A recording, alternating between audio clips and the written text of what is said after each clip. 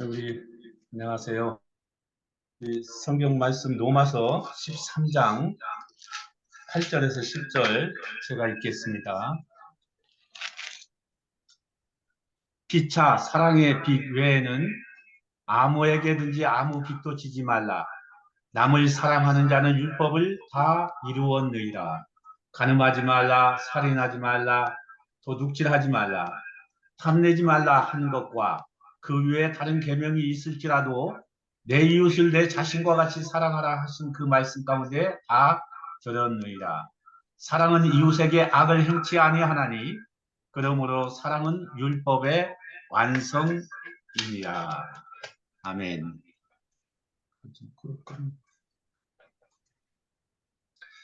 세계 각처에서 수고하시는 우리 MBF 여러분들을 다시 만나서 대단히 반갑습니다.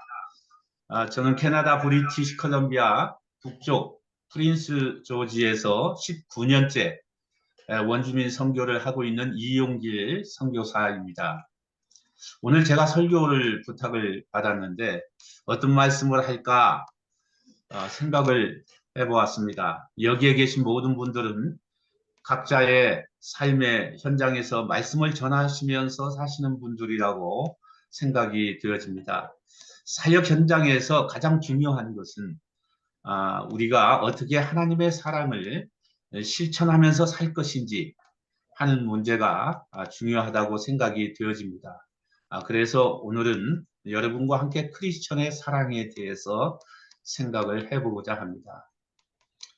성경은 말하기를 하나님은 사랑이라 그렇게 말씀합니다. 요한일서 4장 7절에서 8절에 기록하고 있습니다. 사랑하는 자들아 우리가 서로 사랑하자.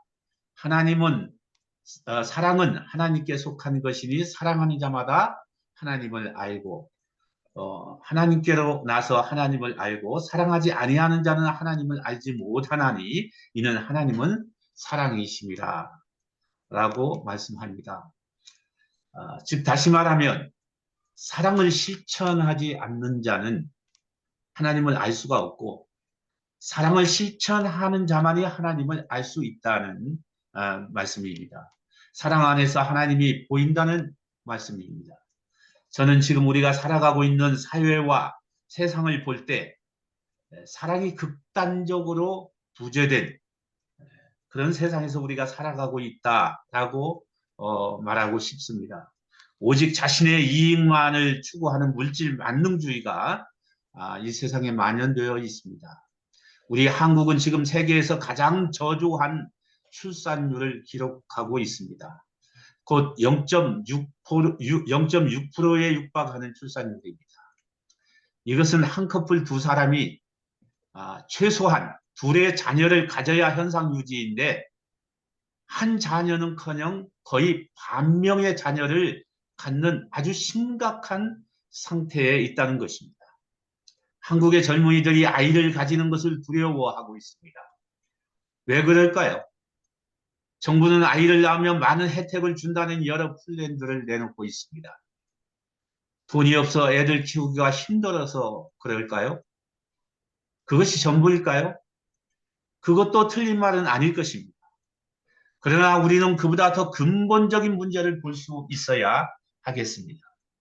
사랑이 극도로 부재한 사회, 이것을 지적하고 싶습니다.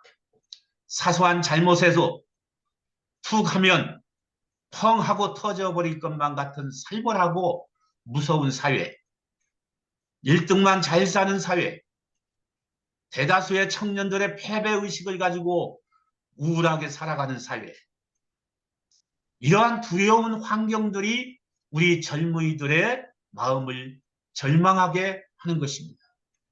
이러한 두려운 사회에 아이를 낳는다면 내 아이가 살아가야 할, 내 아이가 헤쳐가야 할 삶의 길이 너무나도 어둡고 두렵고 막막한 것이 아니겠습니까?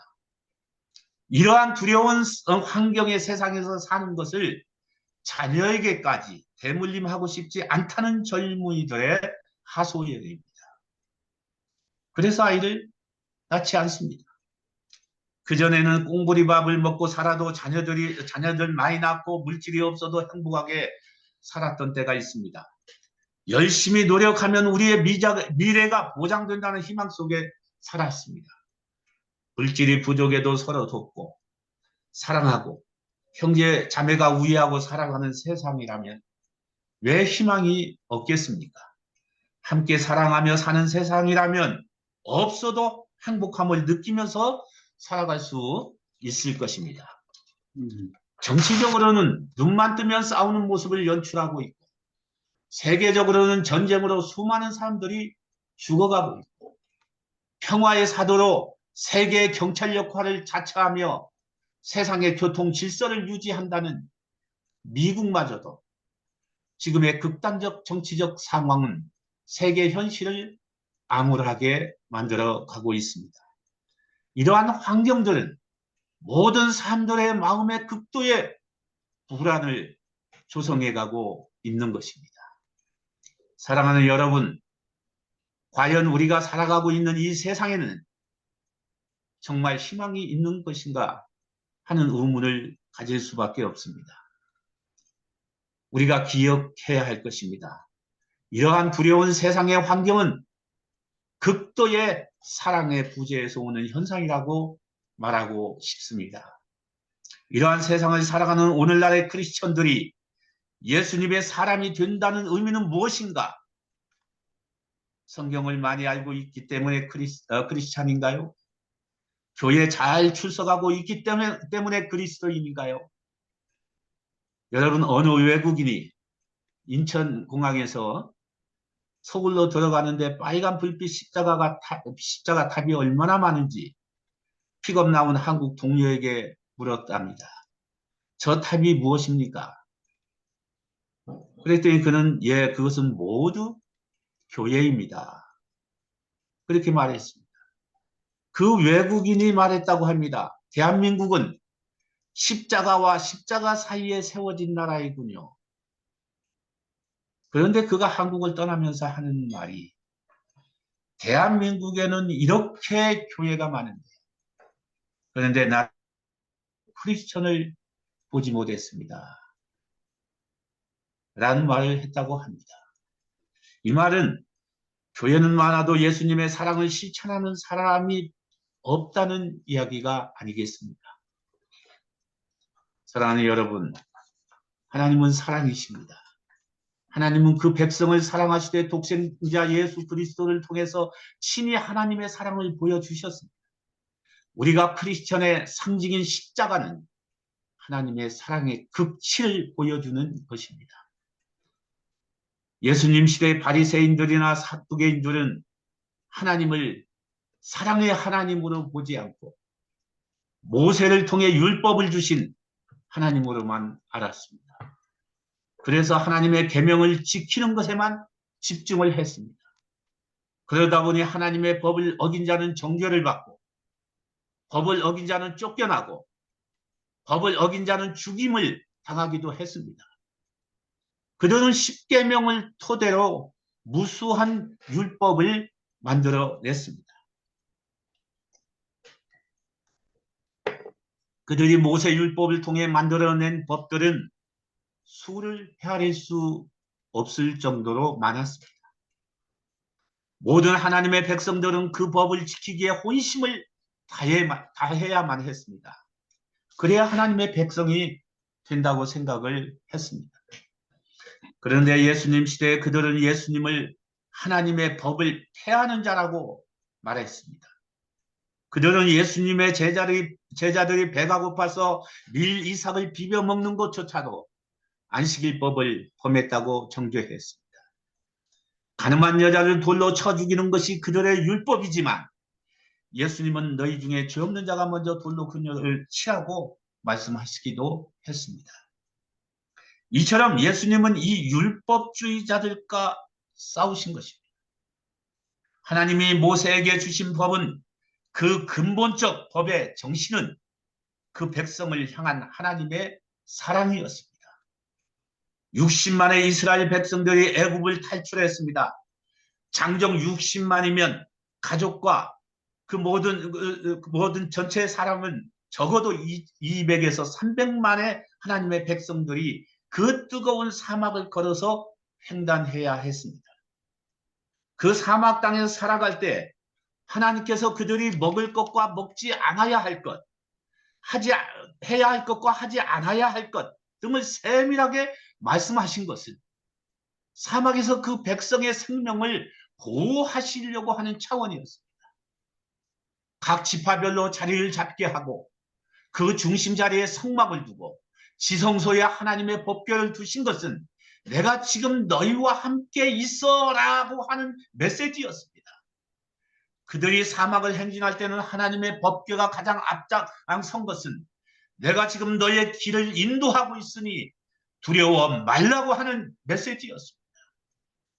낮에는 구름기둥, 밤에는 불기둥을 세워서 그 주변을 떠나지 말라고 하는 것은 구름기둥으로 사막의 강한 햇볕으로부터 그 백성을 보호하셨고 밤에는 불기둥으로 급격히 떨어지는 추위로부터 그 백성을 보호하신 것입니다. 얼마나 세심한 하나님의 사랑이십니까? 그래서 하나님의 법이 필요했습니다. 그 법의 정신, 그 정신은 그 백성을 향한 하나님의 사랑인 것입니다. 그러나 바리새인들은 그 법 위에 더한 것들을 만들어서 사람들 정죄했습니다. 자신들만이 하나님의 법을 가장 잘 지키는 사람들인 것처럼 위장을 하면서 사람들을 압박했습니다. 이 수많은 율법에 시달리는 하나님의 백성들을 보면서 예수님은 말씀하셨습니다. 수고하고 무거운 짐진 자들아, 다 내게로 오라. 내가 너희를 편히 쉬게 하리라. 나는 마음이 온유하고 겸손하니 나의 멍에를 메고 내게 배우라. 그러면 너희 마음이 쉼을 얻으리니 이는 내 명예는 쉽고 내가 주는 멍에는 쉽고 내 짐은 가벼움이라 하시리라. 마태복음 11장 28절 이하의 말씀입니다. 이 말씀은 그 당시에 율법에 시달리고 있는 많은 백성들에게 예수님께서 하신 말씀입니다. 하나님의 사랑을 보지 못하고 율법으로 무거운 짐을 지고 가는 그 백성들을 위로하신 것입니다. 오늘날 우리 교회는 어떤 것이 되어야 할까요? 하나님의 사랑을 실천하는 현장이 되어야 하지 않겠습니까? 그리스도인에게 사랑이 없다면 소리나는 구리와 울리는 꽹과리일 뿐입니다. 이 세상의 사랑에 굶주리고 갈급한 마음과 지친 영혼들이 영혼의 안식처를 찾아 교회에 나와 앉아 있을 때에 편안한 안식을 찾지 못하고 무거운 등에 또 한 짐을 지워서 보낸다면 되겠습니까? 하나님의 말씀을 가지고 정죄하고 판단해서 되겠습니까? 바리새인들이 바로 그렇게 했던 것입니다. 그래서 예수님은 마가복음 12장 29절에서 31절 말씀했습니다. 하나님의 법에 많은 법들이 있지만은 첫째는 이것이니 이스라엘아 들으라. 곧 우리 주 하나님은 유일하신 하나님이라. 내 마음을 다하고 목숨을 다하고 뜻을 다하고 힘을 다하여 주 너희 하나님을 사랑하라 하신 것이요. 둘째는 이것이니 내 이웃을 내 몸과 같이 사랑하라 하신 것이라. 이에서 더 큰 계명은 없느니라 말씀하셨습니다. 예수님은 구약의 모든 계명을 다 축소해서 단 두 가지 계명으로 말씀하신 것입니다. 그것은 위로는 마음을 다하고 목숨을 다하고 뜻을 다하고 힘을 다하여 하나님을 사랑하고, 그리고 아래로는 내 이웃을 내 몸처럼 사랑하라. 즉 하나님의 모든 계명은 이것 안에 다 들어있다고 하는 선언이었습니다. 오늘날 교회의 사명은 이 주님의 사랑을 실천하는 것입니다. 지치고 갈급한 영혼들을 하나님의 사랑으로 감싸 안는 것이 주님의 명령입니다. 교회와 선교 현장 모두가 이 사랑의 실천 하나로 사역을 감당할 수 있습니다. 신학교에서 특별한 선교학을 배우고 했지만 현장에서 아무리 좋은 플랜도 거창한 계획도 사랑이 실천되지 않는다면 모든 것이 울리는 꽹과리일 뿐입니다. 어떤 사람도 사랑으로 끌어안고 놀라운 기적이 거기에서 일어날 것입니다. 그래서 예수님은 사랑의 계명을 그것을 실천하기 위해서 십자가의 길을 가신 것입니다. 저는 지금도 참 오래전에 들었던 우리 한국의 한신교회 이중표 목사님의 간증을 잊을 수가 없습니다. 그분이 목회하실 때 한 특별하신 장로님이 있으셨다고 합니다. 목사님이 어떤 일을 추진하려고 하면 항상 이 장로님이 브레이크를 걸었습니다. 목사님의 목회에 협조를 하지 않고 항상 방해꾼이 되었습니다. 목사님은 하나님의 말씀에 의거해서 그 장로님을 가르쳐 보았지만 말을 듣지 않았습니다. 성경 공부도 같이 하면서 타일러 보기도 했습니다. 그러나 그럴수록 장로님은 항상 교회를 어지럽히며 목사님을 괴롭게 했다고 합니다. 이중표 목사님은 도저히 그 장로님과 함께 한 교회에서 일을 할 수가 없다고 판단을 했습니다. 그래서 목사님이 견딜 수가 없어 새벽 기도해서 하나님 앞에 기도를 했다고 합니다. 하나님, 저는 저 장로님과 절대 함께 일할 수가 없습니다. 내가 감당할 수 없으니 저분을 다른 교회로 보내주십시오. 하고 기도를 했답니다. 그랬더니 하나님께서 하시는 말씀이 다른 교회에서 그 사람을 맡을 사람이 없다. 사랑하는 종아, 그냥 내가 맡아라. 그렇게 말씀을 하시더랍니다.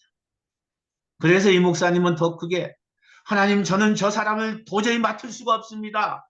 이도 저도 안 되면 저 장로님의 영혼을 그만 하늘나라로 불러주십시오. 하늘나라로 불러주시면 안 되겠습니까? 그렇게 기도했더니 하나님이 다시 말씀하시기를 그 사람 아직 이곳에 올 때가 못 되었다. 그렇게 말씀을 하시더랍니다. 이준표 목사님은 너무 답답해서 하나님 앞에 다시 기도하기를 하나님, 그러면 저 장로님이 우리 교회에서 있게 하시려고 하면 저 장로님의 성격 좀 고쳐주세요. 저 성격 좀 고쳐주세요. 하면서 기도를 했답니다. 그렇게 기도하니 주님이 나타나셔서 사랑하는 종아, 그 사람 성격 고치려고 하지 마라. 그 사람 성격 고칠 수가, 나도 고칠 수가 없다. 그래서 내가 그냥 십자가의 길로 갔다. 내가 십자가의 길로 갔어.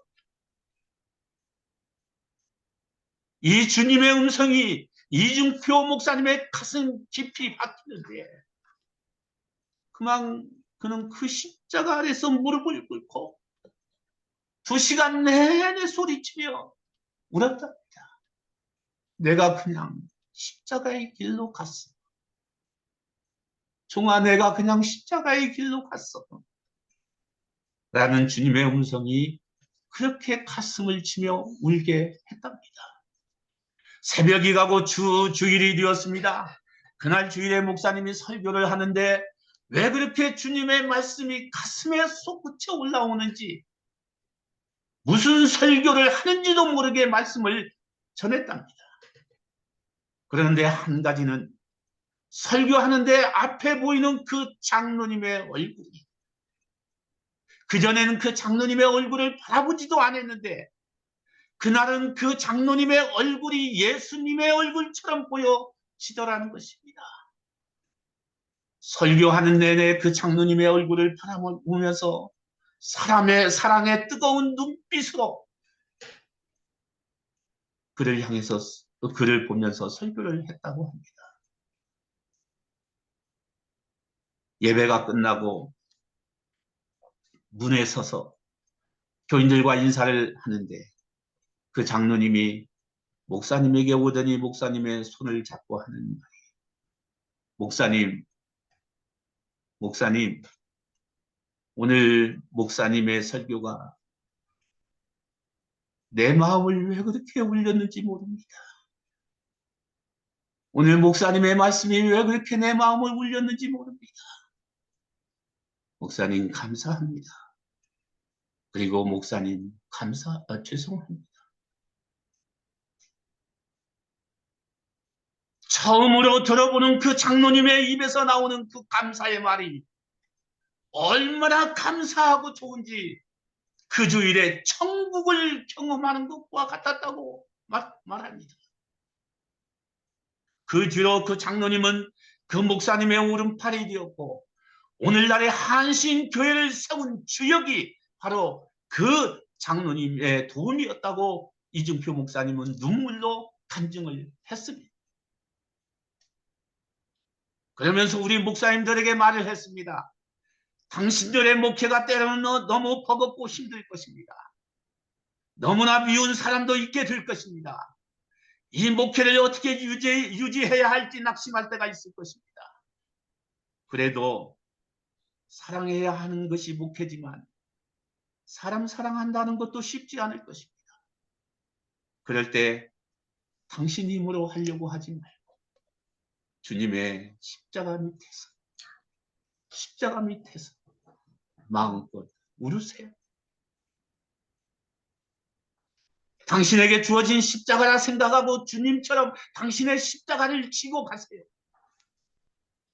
당신들이 그 십자가를 지면 놀라운 일들이 벌어질 것입니다.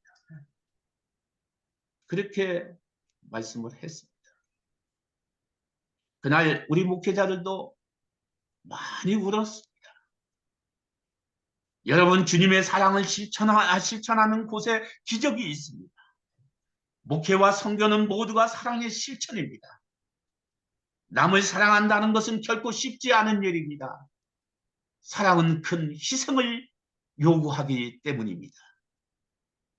고린도전서 13장에서 말합니다.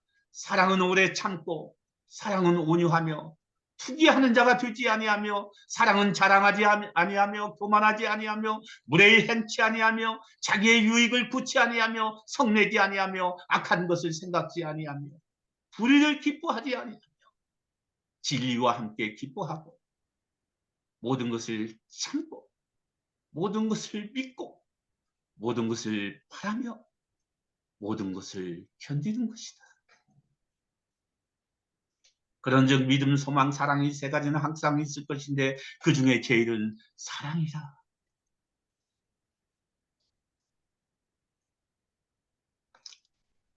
저는 원주민 선교를 20여 년 가까이 하면서 느끼는 인간적인 생각은 사랑이 없이는 할 수 없는 것이 선교 현장이다 하는 생각을 많이 했습니다. 한 번은 한밤중에 한 원주민이 와서 문을 두드립니다. 거의 미드나잇. 아파트 문을 열었더니 자신이 지금 급히 북쪽의 어느 도시에 가야 하는데 돈이 필요하다는 것입니다. 돈을 좀 구워달라는 것입니다. 갔다 오면서 꼭 갚겠다는 것입니다. 그런데 그날 저녁에 내가 이 캐시가 없었어. 나한테 지금 캐시가 없다고 말했더니 자기 차로 지금 가서 그 카드를 좀 뽑아서 달라는 거예요. 하도 급하게 해서 12시 다 되는데 나가서 ATM 머신에서 현금을 뽑아서 그에게 원하는 금액을 주었습니다. 그런데 그들은 내 앞에 나타나지를 않습니다. 가끔 교회도 나오던 사람인데 교회도 나오지 않습니다. 돈 구워주고 사람 들고 돈도 받지 못했습니다. 그런데 한 2년이 지났습니다. 어느 마켓에서 갑자기 그를 만났습니다.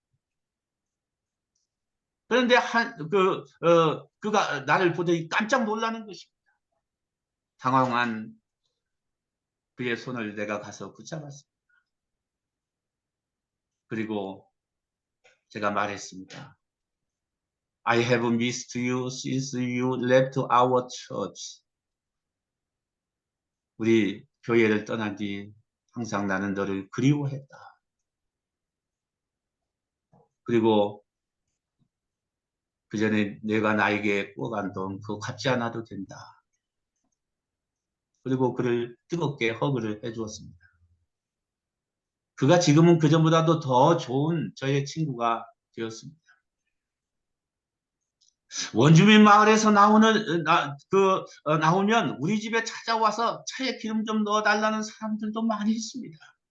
목사가 그냥 돌려보낼 수가 없으니 때로는 기름도 넣어줍니다. 한두 번 넣어주면은요, 집에서 이제 여러 스페어 통도 다 가지고 와가지고 그것까지 다 넣어가지고.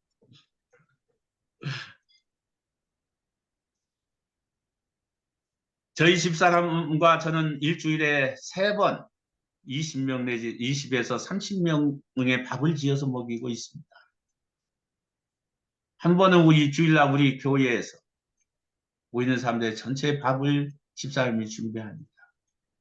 또 한 번은 주일 저녁에 다운타운에서 노숙자들 있는 교회에 가서 밥을 지어서 그들에게 먹입니다. 그리고 수요일 날은 멀리 여기서 서너 시간 떨어져 있는 원주민 마을에 가는데 이곳에 밥을 다 해가지고 차에 싸가지고 가서 바이블 스터디를 하고 그리고 밤에 돌아오면 항상 12시간 넘습니다. 저희도 이제 나이가 들어서 힘에 부치기도 합니다. 집사람에게 항상 미안한 마음을 가집니다. 당신이 너무 힘들 것 같은데 이제 우리 모든 것 다 은퇴할까? 라고 말하면 집사람이 말하기를 나 그렇게 힘들지 않아요. 지금은 그래도 그것을 할 수 있어. 그렇게 하는 것이 또 내 자신이 행복하니까 그들 만나서 같이 있는 것이 행복하다는 거예요. 아내의 말이 참 고마웠습니다. 지금도 그래도 그것은 할 수 있어. 내가 힘 있는 데까지는 할 거야. 그리고 그렇게 하는 것이 내 자신이 행복해. 사실 그렇게 나를 뒷받침해주는 아내가 있어서 이 어려운 선교를 계속해서 유지할 수 있습니다. 사랑 없이는 인간의 힘으로 할 수 없는 일입니다. 이러한 힘든 사역일지라도 오랫동안 선교 현장을 유지할 수 있는 힘은 순간순간 그 사랑의 결실이 놀랍게 나타나는 것을 볼 때 행복을 느끼게 되기 때문입니다. 인디언 이 원주민 선교가 노력해도 한강에 돌 던지기처럼 성과가 없이 힘들 때가 많습니다. 때로는 하나님 여기는 안 될 것 같습니다. 여기는 너무나 선교가 힘든 곳이니 우리 그만하면 안 될까요? 어느 날 내 마음에 이런 질문이 들려옵니다. 선교하는 일이 하나님의 일입니까? 당신의 일입니까? 저는 선교는 하나님의 일이죠. 당신이 선교가 하나님의 일이라고 하는 것을 믿는다면 하나님의 일을 두고 왜 당신이 된다, 안 된다 하는 것입니까?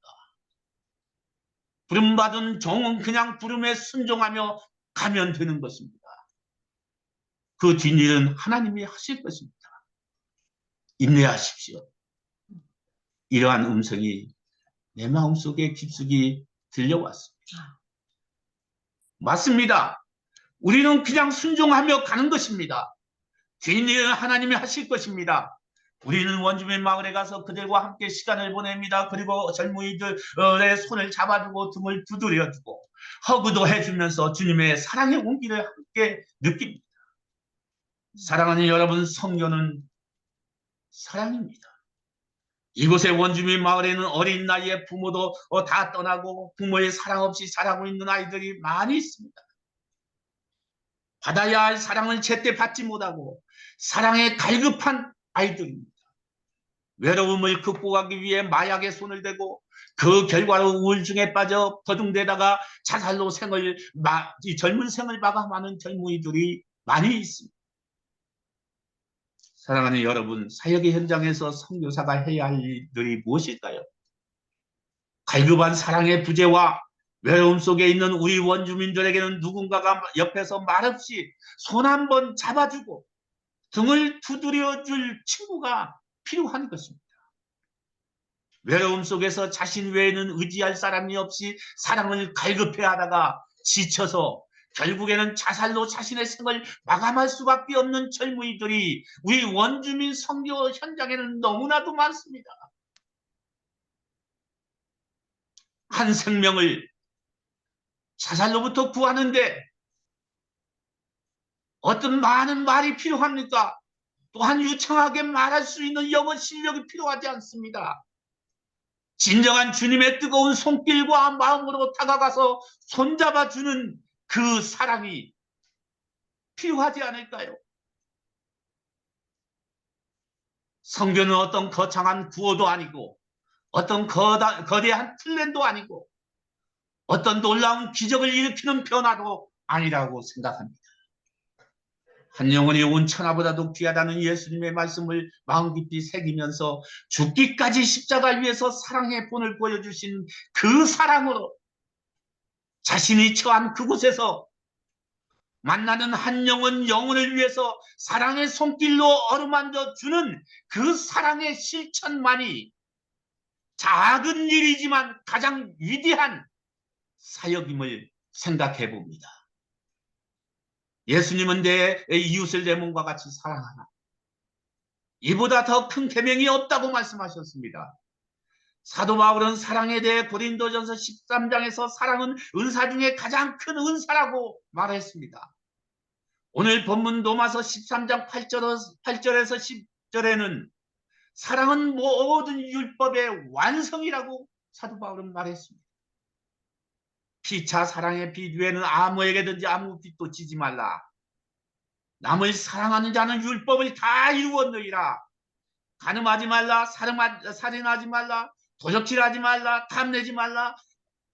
그 위에 다른 계명이 있을지라도 내 이웃을 내 자신과 같이 사랑하라 하신 주님의 그 말씀 가운데 다 들었느니라.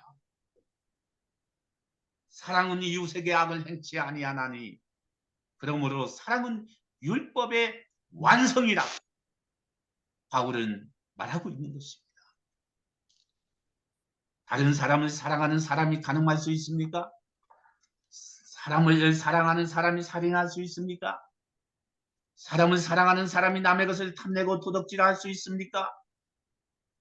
율법을 지키려고 하면 할수록 결국에는 다 할 수 없지만 사랑을 하면 율법은 저절로 지켜지는 것입니다. 그래서 사랑은 율법의 완성인 것입니다. 사랑하는 형제 자매 여러분, 사랑에는 한계가 없습니다. 사랑은 놀라운 기적을 일으킵니다. 사랑은 치유의 기적을 일으킵니다. 사랑은 아름다운 관계를 만듭니다. 사랑은 세상을 이길 수 있는 놀라운 힘을 가지고 있습니다. 사랑에는 두려움이 없습니다. 사랑은 율법의 완성입니다. 사랑하면 모든 율법은 저절로 지켜집니다. 그리고 하나님께 더 가까이 갈 수 있습니다. 사랑하는 형제 자매 여러분, 우리 모두 사랑의 기적을 일으키는 사람들이 되십시다. 사랑하면 할수록 주님은 우리가 사랑할 수 있는 더 큰 힘을 주실 것입니다. 아멘. 사랑하는 제자가 되시기를 주님의 이름으로 축원드립니다.